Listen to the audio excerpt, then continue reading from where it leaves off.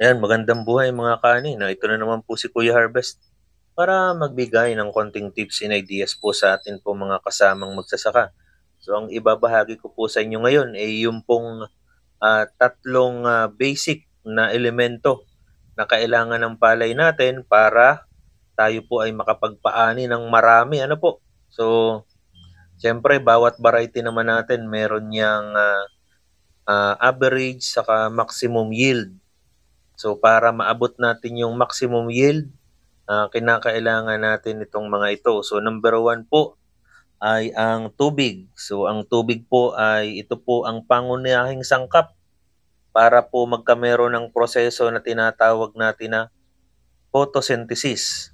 So ito pong photosynthesis ay ito po ang paraan ng pagluluto ng palay para po magkameron siya ng pagkain at para siya ay lumaki.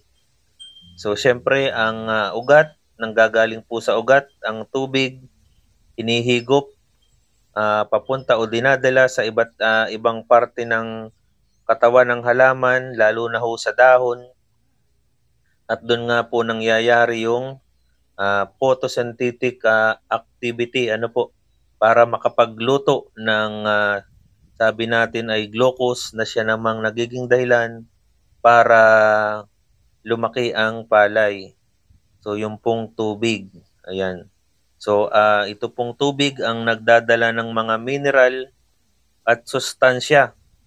So sa iba't ibang parte ng halaman.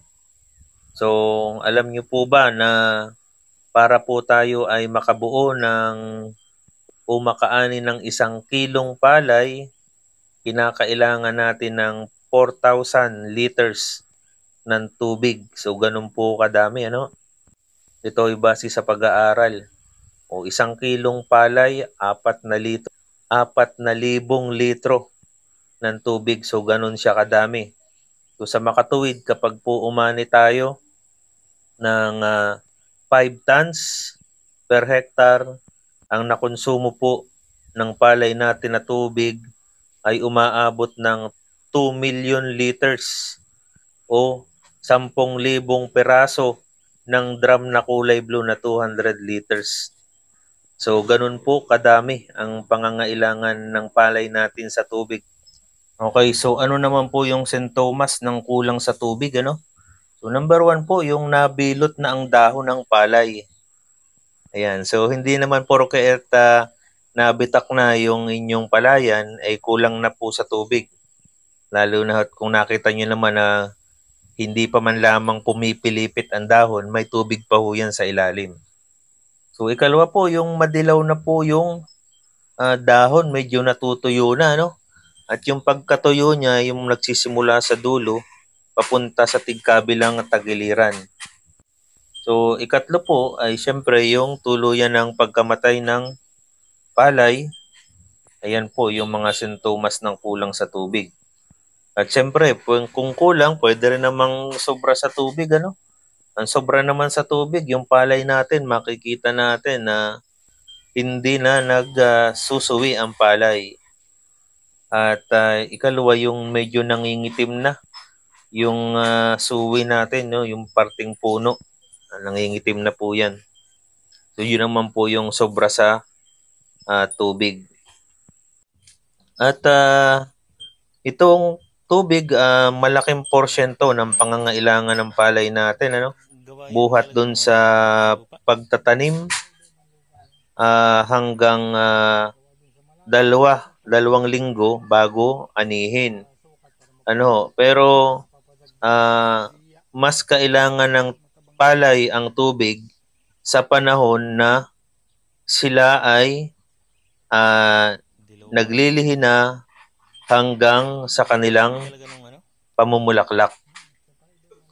So yun po yung talagang kinakailangan na hindi po dapat mawalan ng tubig ang ating mga palayan. So dahil nga po ang nangyayari po, yung una nating binabanggit kanina, no?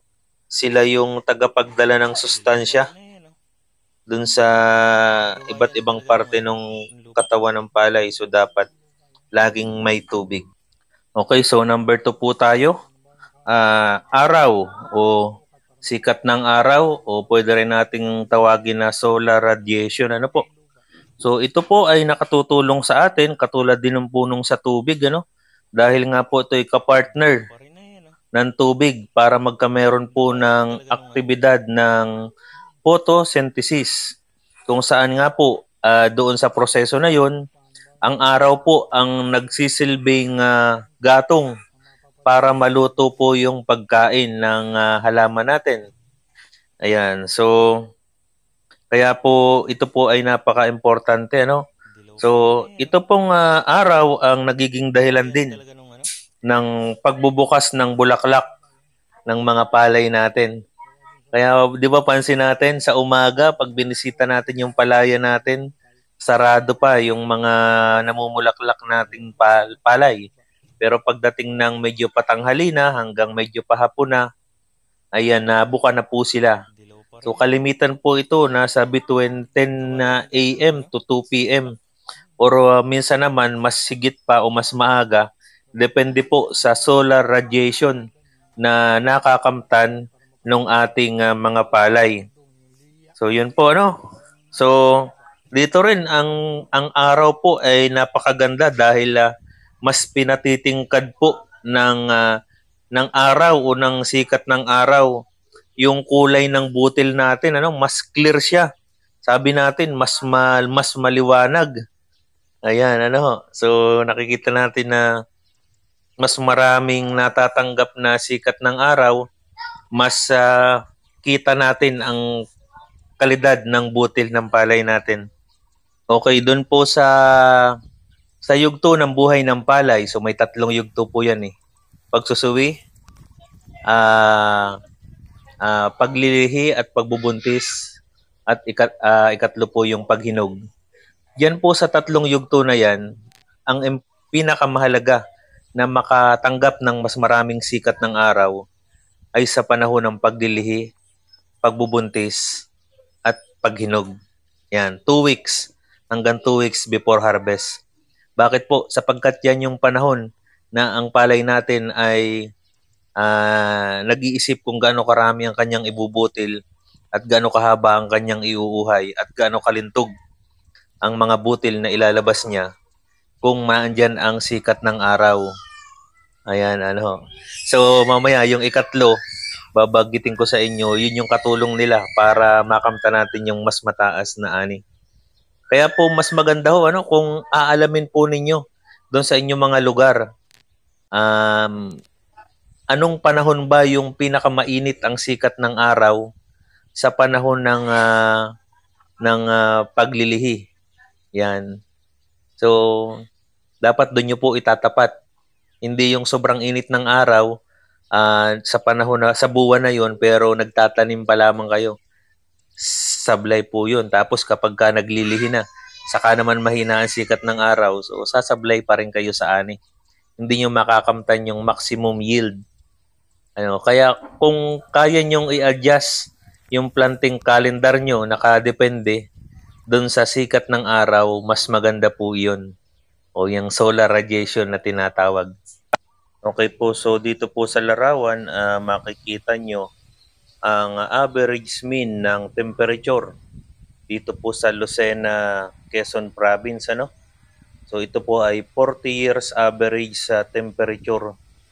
At makikita niyo po dito sa buwan ng January ay ang temperature is between 25 to 26. Yan. February 26 to 27, March 27 to 28, April 28 to 29, May 29 to 30. So ito po yung sinasabi natin na sa dry season, mas maganda kung tatanim ka ng kalahatian ng January or hanggang February para aabutin mo yung sobrang init para sa panahon ng pamumulaklak, pagdilihi at paghinog sa Abril. Yan. So, ibig sabihin, maaari ka ng umani ng Mayo. So, abot ka dun sa Abril na talagang mataas ang temperature. So, maganda ang kalalabasan ng ani nyo. At kasunod naman sa wet season, maaari kayong magtanim ng honyo. Yan, para abot kayo sa Agosto sa panahon ng reproductive stage. At ani na kayo ng September. So advantage din yan dahil by November, December, tag-ulan na sa Lucena City. So ito po ay napakagandang basihan natin sa pagtatanim ng palay. Yung number 3 po, ito naman, sustansya o yung nutrisyon ng palay o yung sabihin nating pataba, abono. Ayan. So ito po yung kukumpleto dun sa photosynthetic activity. May tubig na siyang magdadala ng sustansya, may sikat ng araw na siyang magluluto ng pagkain, at sustansya, yung number 3, na siya namang lulutuin. So kapag nakumpleto na ho natin yan, walang hindi aani kayo ng maganda. So yung sustansya ay may mga factors nga lamang po na kailangan nating alamin dito sa sustansya. No? So una, yung pH ng inyong lupa. Siya ba ay acidic o alkaline?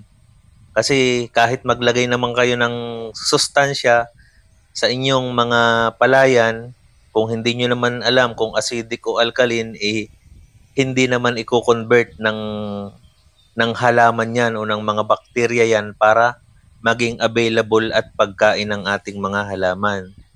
So kaya dapat po alam natin yung pH ng ating lupa. Ikalawa, anong klaseng sustansya ba ang kailangan natin sa panahon na lumalaki ang palay natin? So marami na tayong nagawang video dyan. May mga pagdadissect pa ho tayong ginagawa para lamang maitama yung abono at saka yung timing. So napakahalaga din po niyan po para sa mas marami pa ring ani. So ang sustansya po ay nakadepende sa pagsusuri ng ating lupa para mas perfect o mas timing ang paglalagay natin ng mga abono. So yung pong tatlong iyon ay malaking tulong para makamtan natin yung maximum yield. Yan. So hindi pa kasama rito yung regular nating mga activities na ginagawa sa ating palayan. So yun lamang po, at kung nagustuhan niyo po itong aking video na paki-like, share, and paki-subscribe na rin po para mas marami pa ho tayong mapag-usapan.